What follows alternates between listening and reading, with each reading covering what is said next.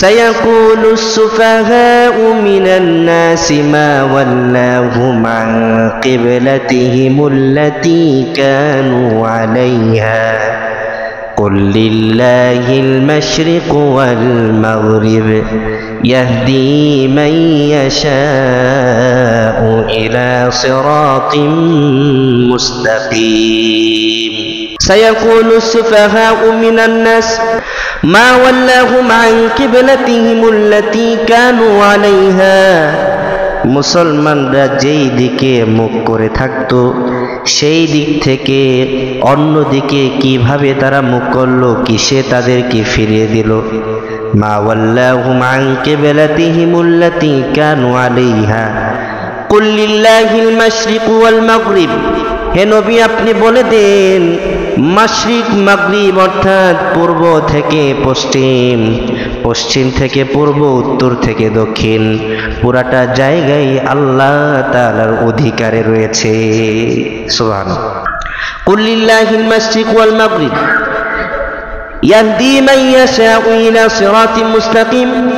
আল্লাহ তাআলা যাকে ইচ্ছা করেন তাকে হেদায়েতের পথ দেখান, সিরাতে মুস্তাকিম সরল পথ দেখান, সঠিক পথ দেখান, সুপথ দেখান।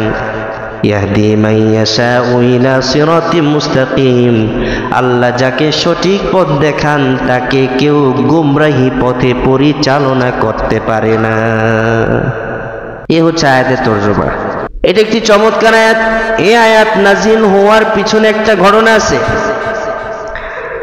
এখনো কিবলা পরিবর্তন হয় নাই, এখনো নবীর সাহাবীগণ খানায় কাবার দিকে মুখ করে নামাজ আদায় করে নাই, তারা বাইতুল মাকদিস দিকে মুখ করে নামাজ আদায় করতেছে।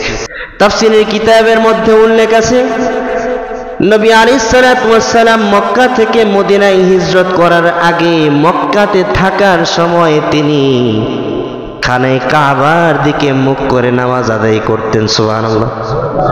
কেন আদায় করতেন? কারণ এটা ইব্রাহিমের কাবা, এটা ইব্রাহিমের কিবলা, এটা ইসমাইলের কিবলা। এই জন্য তিনি খানায় কাবার দিকে মুখ করে নামাজ আদায় করতেন। কিন্তু যখন আল্লাহ তাআলার পক্ষ থেকে নবীর উপরে ফরমান জারি হলো, নবী আপনি মদিনায় তাশরিফ নেন, মদিনায় হিজরত করেন। মদিনাতে যাওয়ার পর আল্লাহ তাআলা সাথে সাথে কিবলা পরিবর্তন করে বাইতুল মাকদিসের দিকে মুখ করে নামাজ আদায় করার জন্য আদেশ করেন। মদিনাতে যাওয়ার পর তখনই আল্লাহর পক্ষ থেকে ওহী নাজিল হলো। এর আগে একটি ছোট করে তাফসীর শুনে নেন। কোন মুফাসসিরিন কেরাম বলেন ইসলামের শুরুর যুগ থেকেই বাইতুল মাকদিস ছিল মুসলমানদের কিবলা। মুসলমানদের কিবলা ছিল বাইতুল মাকদিস। তারা বাইতুল মাকদিসের দিকে মুখ করে নামাজ আদায় করত। সেটা মদিনাতে প্রায় 16 থেকে 17 মাস পর্যন্ত বলবৎ ছিল। আমার কোন মুফাসসির বলেন না, নবী আলাইহিস সালাতু ওয়াস সালাম ও তার সাহাবীরা যে কয়েকজন সাহাবীরাই ছিল তারা প্রত্যেকেই কিবলার দিকে মুখ করে নামাজ আদায় করত। আবার কেউ কেউ বলেছেন না, বাইতুল মাকদিসের দিকে। কিন্তু নবীর আশা আকাঙ্ক্ষা ছিল আমার পিতা ইব্রাহিমের কিবলা যেহেতু খানায় কাবা, আমার কাবাটাও কিবলাই হবে। সুবহানাল্লাহ। কিন্তু তিনি রুকনি ইয়ামিন ও হাজরে আসওয়াদের মাঝ বরাবর দাঁড়াতেন। কারণ এক মুফাসসিররা বলছেন বাইতুল মাকদিস, আবার কেউ কেউ বলেন যে না, তিনি খানায় কাবার দিকে মুখ করে নামাজ আদায় করতেন। দুইজন মুফাসসিরের কথাই ঠিক আছে। এটাকে সমন্বয় করলো ইমাম কুরতুবী রাহমাতুল্লাহি আলাইহি। তিনি বর্ণনা করছেন নবী আলাইহিস সালাতু ওয়াস সালাম দুই কিবলাকে সামনে রেখে নামাজ আদায় করতেন। মনের বাসনা খানায় কাবা, কিবলা হবে খানায় কাবা। আর আল্লাহর ফরমান তোমাকে কিবলা বানাই দিলাম, তুমি মুখ করবা বাইতুল মাকদিসের দিকে। কিন্তু নবী আলাইহিস সালাতু ওয়াস সালাম রুকনি ইয়ামিন ও হাজরে আসওয়াদের মাঝামাঝি দাঁড়াইতেন। তিনি যখন মাঝখানে দাঁড়াইতেন তখন বাইতুল মাকদিস ও খানায় কাবাটা দুইটাই সামনে থাকতো। সুবহানাল্লাহ। তিনি দুইটার মাঝখানে দাঁড়িয়ে নামাজ আদায় করতেন।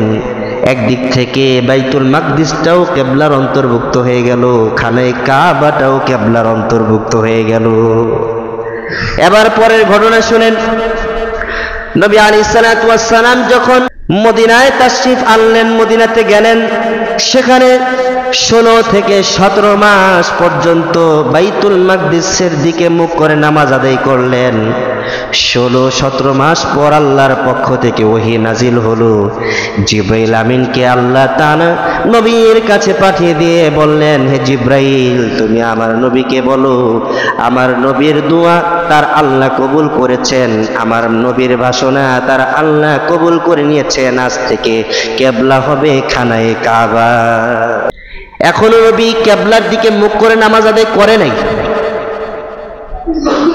এখনো কিবলা পরিবর্তন হয় নাই। তার আগে আল্লাহ তাআলা নবীকে গায়েব জানাই দিয়েছেন। সুবহানাল্লাহ। সায়াকুলুস সুফাহা, মানুষদের মধ্যে হচ্ছে যারা নির্বোধ, তারা অচিরেই আপনাকে বলবে, বলতে থাকবে। এর মানে কি? ভবিষ্যতে বলবে। তাহলে বোঝা গেল কিবলা এখনো পরিবর্তন হয় নাই। ভবিষ্যতে নির্বোধরা এই কিবলা পরিবর্তন নিয়ে আপনার বিরূপ মন্তব্য করবে, এ ব্যাপারে আপনি নবী সতর্ক থাকুন। তাহলে বোঝা গেল নবীকে আল্লাহ আগের থেকে জানাই দিছেন। সায়াকুলুস সুফাহা, কিবলা পরিবর্তন হওয়ার পর নবী আপনার ব্যাপারে যে রূপ বিরূপ মন্তব্য রাখতে পারে, তারা যে ধরনের অশালীন বক্তব্য রাখবে, তারা আপনার সাথে যে রূপ আচরণ করবে, আপনি তাদের ব্যাপারে আগের থেকে সতর্ক হয়ে যান। আমি আপনাকে আগ থেকেই জানাই দিলাম, কিবলা যখন পরিবর্তন হবে তখন ইহুদিরা বলবে মুহাম্মদ পাগল হয়ে গেছে। নবীকে আল্লাহ তাআলা আগেই জানাই দিচ্ছেন। এখানে আল্লাহ নবীকে গায়েব জানাইছেন। যিনি আগ থেকে জানেন তাকে বলা হয় আলিমুল গায়েব। আর যাকে জানানো হয় অর্থাৎ ইলমের বিষয়ে যাকে জ্ঞান দান করা হয় তিনি হচ্ছেন ইলমুল গায়েব, অর্থাৎ তিনি ইলমের জ্ঞান রাখেন। আর যিনি আগে থেকে জানেন তাকে বলা হয় আলিমুল গায়েব। সুতরাং আলিমুল গায়েব হচ্ছেন আল্লাহ, আর ইলমুল গায়েব হচ্ছে মুহাম্মাদুর রাসূলুল্লাহ। এখান থেকে একটা গুরুত্বপূর্ণ আকীদা বের হয়ে গেল। অনেক পাবলিক বলে ফেলে নবী নাকি আলিমুল গায়েব, নবী গায়েব জানেন। আলিমুল গায়েব বলা হয় যিনি আগ থেকে জানেন। কোরআনে কারীম আল্লাহ বলেন সায়াকুলুস সুফাহু মিনান নাসি মা ওয়াল্লাহুম। এই কোরআনে কারীম কে নাজিল করেছেন? এই কোরআন কার কালাম? নবীর কালাম না আল্লাহর কালাম? আল্লাহ জানাই দিলেন, বোঝা গেল আল্লাহ আগ থেকে জানেন। আর যাকে জানাইলেন তিনি পরে জানলেন। যিনি আগ থেকে জানেন তিনি কি আলিমুল, আর যাকে জানানো হয় তিনি হচ্ছেন কি ইলমুল গায়েব। যে ইলম জানার পরে জানে তাকে আলিমুল গায়েব বলে না, আলিমুল গায়েব বলা হয় যিনি আগ থেকে জানেন। ইহুদিরা কি কি ভাষায় কথা বলবে, কি রূপ মন্তব্য করবে, কি রূপ অশালীন বক্তব্য রাখবে, তারা কি ধারণা রাখবে, সব কিছু জানেন কে? আল্লাহ। আল্লাহ জানেন বলে নবীকে জানাই দিলেন। যিনি আগের থেকে জানেন তিনি আলিমুল গায়েব, যিনি আগ থেকে জানেন না তিনি আলিমুল গায়েব নন। এটা হলো আকীদা। আমাদের মধ্যে অনেক লোক আছে যারা বলে আল্লাহ যেমন গায়েব জানে নবীও গায়েব জানে। না, এই আকীদা গলত, ঈমান বিধ্বংসী আকীদা। এই আকীদা রাখলে ঈমান নষ্ট হয়ে যাবে। কোরআনে কারীম এটা বড় দলিল। কোরআন ছাড়া নবীজি একটা কথাও বলতেন, কথা বলেন না কেন? নবীজি কোরআন ছাড়া একটা কথাও বলতেন না। নবীকে আল্লাহ আগেই জানাই দিলেন আয়াত নাজিল করে। এখন প্রশ্ন হলো নবীকে আল্লাহ তাআলা আগ থেকে কেন জানাই দিলেন? এখানে তিনটা হিকমত রয়েছে। তার মধ্যে একটা গুরুত্বপূর্ণ হিকমত, কিবলা পরিবর্তনের পর নির্বুদরা যা বলবে নবী যদি তা আগ থেকে জানাই দেয় তখন নির্বুদরা ভাববে এটা নবীর মুজিজা। সুবহানাল্লাহ।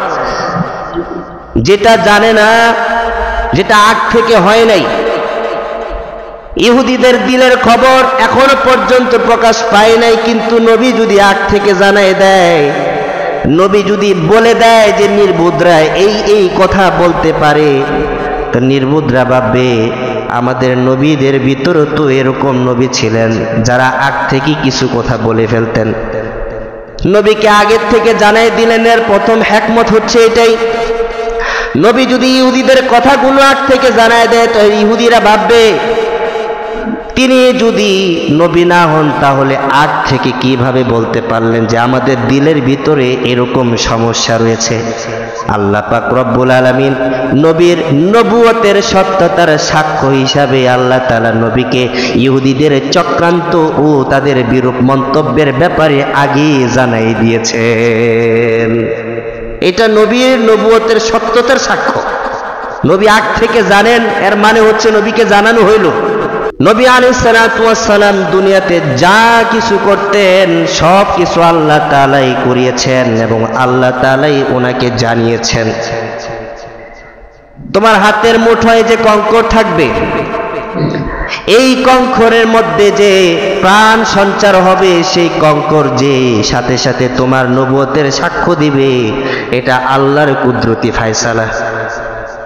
আল্লাহর কুদরতি ফায়সালা না হলে আবু জাহেলের হাতের কঙ্কর কখনো নবীকে নবী হিসাবে স্বীকার করত না। কথা বলেন, এটা নবীর মুজিজা। যতগুলো অলৌকিক ঘটনা সংঘটিত হয়েছে সবগুলো নবীর মুজিজার সাথে যুক্ত। আর যেই ব্যক্তির দ্বারা মুজিজা সংঘটিত হয় তিনি নবী হন। তাহলে আল্লাহ তাআলা নবীকে আগে থেকে জানাই দিলেন, এর মানে হচ্ছে নবীর নবুয়তের সত্যতার সাক্ষী হয়ে দাঁড়িয়ে গেল। সায়াকুলু সুফাহাউ মিনান নাসি মা ওয়াল্লাহুম আন কিবলাতিহিমুল্লাতী কানু আলাইহা।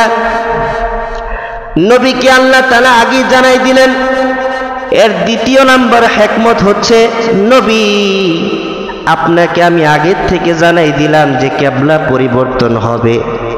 আপনি যে আকাশের দিকে তাকিয়ে থাকতেন আর দোয়া করতেন যে আল্লাহ আমার এবং আমার মুসলমানের কিবলা যেন খানে কাবা হয়ে যায়। আপনি যে আগ থেকে দোয়া করেছেন এই দোয়া কিন্তু কবুল হবে, এই দোয়া কিন্তু বাস্তবায়িত হবে। নবী আপনি প্রস্তুত থাকেন। কিবলা পরিবর্তনের পর কাফের সম্প্রদায়, ইহুদি সম্প্রদায় যে বিরূপ মন্তব্য করবে, খারাপ মন্তব্য করবে, সেই খারাপ মন্তব্য শুনে আপনি যেন কষ্ট অনুভব না করেন তার জন্য আপনি প্রস্তুত থাকেন। কারণ কোনো ব্যক্তি যদি তার ব্যথার কথা আগ থেকেই জানেন তাহলে তিনি সতর্ক হয়ে যান। কথা বলেন। কিন্তু ঘটনাক্রমে যদি কোনো বিপদ আপদ ঘটে যায় আর ব্যক্তি এটা আগের থেকেই জানে না, তখন সে অনেকটাই ব্যথা অনুভব করে। আল্লাহ বলছেন ব্যথা কিন্তু নবী আসতে পারে, আপনি প্রস্তুত থাকেন। তাদের কথায় আপনি ব্যতীত হবেন না, কারণ সম্মানিত করার মালিক তো আমি আল্লাহ। আমি আল্লাহই আপনাকে সম্মানিত করব। 3 নাম্বার হিকমত, নবী কিবলা পরিবর্তন হবে, আপনি প্রস্তুত থাকেন। এর অবান্তর প্রশ্ন ছুড়ে দিবে। কেমন প্রশ্ন ছুড়ে দিবে যে আল্লাহ তাআলা তো আপনাদেরকে বলেছে বাইতুল মাকদিসের দিকে মুখ করে নামাজ আদায় করার জন্য, কিন্তু আপনারা মুখ অন্যদিকে সরিয়ে ফেললেন। এর মানে কি আপনাদের খোদা আমাদের খোদা দুইটা ভিন্ন ভিন্ন নাকি? আমাদের খোদা তো বলেছে বাইতুল মাকদিসের দিকে মুখ করে নামাজ আদায় করতে। এখন আপনি যে অন্যদিকে মুখ করে নামাজ আদায় করলেন, আপনার সাথে সাহাবীরাও মুখ করে নামাজ আদায় করলো, এতে কি বোঝা গেল না আপনাদের খোদা আমাদের খোদা দুই খোদা, ভিন্ন খোদা? নবী আপনি প্রস্তুত থাকেন, এরকম অবান্তর প্রশ্ন আপনাকে করা হবে। আপনি এই প্রশ্নের জবাব দেওয়ার জন্য আগ থেকে প্রস্তুত থাকেন। এই জন্য আমি আল্লাহ তাআলা আপনাকে আগ থেকে জানাই দিলাম। সুবহানাল্লাহ। এই 3টা হিকমত রয়েছে নবীকে আগ থেকেই গায়েব সম্পর্কে, ঘটনা সম্পর্কে জানাই দেওয়ার কারণ নবী যেন আগ থেকে প্রস্তুতি নিতে পারে যে ইহুদিদের পক্ষ থেকে এই ঘটতে পারে। আপনি নবী প্রস্তুত থাকবেন, তাদের বিরূপ মন্তব্যে আপনি কষ্ট অনুভব করবেন না। তারা কোনো অবান্তর প্রশ্ন করলে আপনি যেন সাথে সাথে উত্তর দিতে পারেন, সে প্রস্তুত রাখেন। প্রস্তুত রাখার জন্য নবী আমি আপনাকে গায়েবের ইলম দান করেছি। সুবহানাল্লাহ।